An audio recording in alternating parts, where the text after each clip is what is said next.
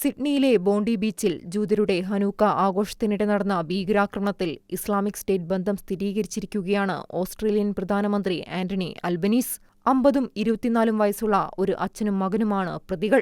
Sydney ബീച്ചിന് സമീപം കണ്ടെത്തിയ വാഹനം മകന്റെ പേരിലാണ് രജിസ്റ്റർ ചെയ്തിരുന്നത്. കാറിൽ ഇംപ്രൊവൈസ്ഡ് സ്ഫോടക വസ്തുക്കൾക്ക് പുറമെ വീട്ടിൽ നിർമ്മിച്ച 2 ഐസിസ് പതാകകളും ഉണ്ടായിരുന്നതായും പോലീസ് പറഞ്ഞു. ഹനൂക്ക ആഘോഷത്തിനിടെ നടന്ന കൂട്ടക്കൊലയെ ഇസ്ലാമിക് സ്റ്റേറ്റിൽ നിന്ന് പ്രചോദനം ഉൾക്കൊണ്ട ഒരു ഭീകരാക്രമണം എന്നാണ് ഫെഡറൽ പോലീസ് വിശേഷിപ്പിച്ചത്. ഒരു ദശാബ്ദത്തിലേറെയായി നിലനിൽക്കുന്ന ഇസ്ലാമിക് സ്റ്റേറ്റിന്റെ വെറുപ്പിന്റെ പ്രത്യയശാസ്ത്രമാണ് സിഡ്നിയിലെ ഭീകരാക്രമണത്തിലേക്ക് നയിച്ചതെന്ന് പ്രധാനമന്ത്രി ആന്റണി അൽബനീസും വ്യക്തമാക്കി. 24-കാരനായ നവീദ് അക്രം 2019-ൽ ഓസ്ട്രേലിയയുടെ രഹസ്യാന്വേഷണ ഏജൻസിയുടെ ശ്രദ്ധയിൽപ്പെട്ടിരുന്നതായും അൽബനീസ് സമ്മതിച്ചു. എന്നാൽ ആ സമയത്ത് അദ്ദേഹത്തെ വലിയ ഭീഷണിയായി കണക്കാക്കിയിരുന്നില്ല.